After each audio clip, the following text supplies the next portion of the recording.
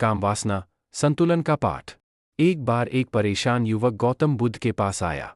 उसने कहा कि वह अपने मन में आने वाले कामवासना के विचारों से बहुत दुखी है।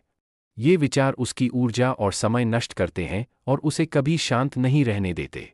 बुद्ध का पहला पाठ, वासना क्या है? बुद्ध मुस्कुराए और युवक से पूछा कि क्या वह जानता है कि कामवासना क्या है। युवक ने इसे बुरी चीज बताया।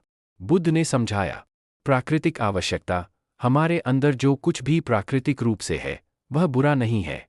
वासना केवल एक भावना है। कमी का एहसास, वासना वास्तव में किसी चीज की कमी या जरूरत का एहसास है। यह एक आकर्षण है। जब यह जरूरत शारीरिक होती है तो इसे हम कामवासना कहते हैं। उद्देश्य, कामवासना मानव जाति के विस्तार के लिए जरूरी है। यह हमारे अंदर ही होती है। बुद्ध का दूसरा पाठ, गलत क्या है?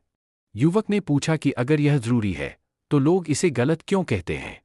बुद्ध ने कहा कि कामवासना गलत नहीं है, बल्कि इसका गलत तरीके से उपयोग गलत है।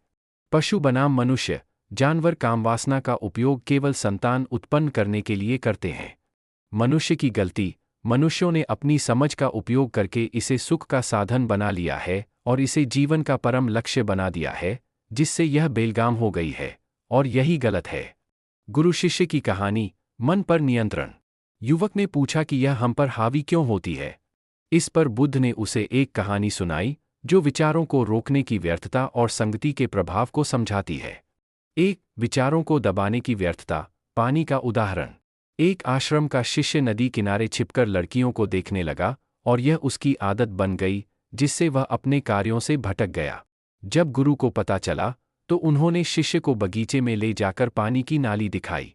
शिष्य ने मिट्टी, कंकर और बड़ा पत्थर डालकर पानी को रोकने की कोशिश की, पर हर बार पानी अपना रास्ता बदलकर या पीछे की नाली तोड़कर बह निकला। गुरु ने समझाया, रोकना नहीं, संतुलन, तुम्हारे साथ भी यही हो रहा है। तुम गंदे विचारों को जबरदस्ती रोकने का प्रयास कर रहे हो, पर हर बार तुम्हारा प्रयास टूट रहा है। जब हम विचारों को रोकने की कोशिश करते हैं तो वे और मजबूती से आते हैं। संतुलन है जरूरी। जैसे कम पानी और ज्यादा पानी दोनों से पौधे नष्ट हो जाते हैं, वैसे ही जीवन संतुलन से चलता है। अनावश्यक विचार, किसी चीज के बारे में मत सोचो कहने पर सबसे पहले उसी का विचार आता है। इसलिए विचारों को दबाना नहीं चाहिए। 2, संगति का प्रभाव, शिष्य का परिवर्तन। गुरु ने शिष्य को बताया कि ये विचार बुरे लोगों की संगति से भी आते हैं, भले ही कामुकता आपके अंदर हावी न हो। शिष्य ने अपनी गलती मानी और संगति बदलने का फैसला किया। अगले दिन वह उसी रास्ते पर गया, पर इस बार वह छिपकर देखने के बजाय नदी पर गया और लड़कियों से पानी मांगा। एक लड़की ने उसे पानी पिलाया और उसके चरण छुए, जिससे शिष्य का मन सकारात्मक ऊर्जा से भर गया। उसने पीछे छिपे हुए लड़के को समझाया कि दूसरों को देखने में व्यस्त रहने के बजाय व्यक्ति को पहले स्वयं को पहचानना चाहिए और अपने जीवन का निर्माण करना चाहिए। शिष्य की सकारात्मकता का असर हुआ और वह लड़का भी छिपना छोड़कर अपने लक्ष्य की ओर बढ़ने लगा। बुद्ध का अंतिम निष्कर्ष, तुमने देखा, संगति का असर क्या होता है। अपनी संगति बदलो, अपने विचार बदलो। बुद्ध का अंतिम उपदेश। बुद्ध ने युवक से कहा, स्वयं को दोषी न माने। जब गंदे विचार आएं तो खुद को दोषी मत मानो। यह शरीर की स्वाभाविक प्रक्रिया है। शक्ति और ऊर्जा का उपयोग, तुम्हारे पास वो शक्ति और ऊर्जा है जिसका तुम्हें संतुलन बनाए रखने के लिए उपयोग करना है।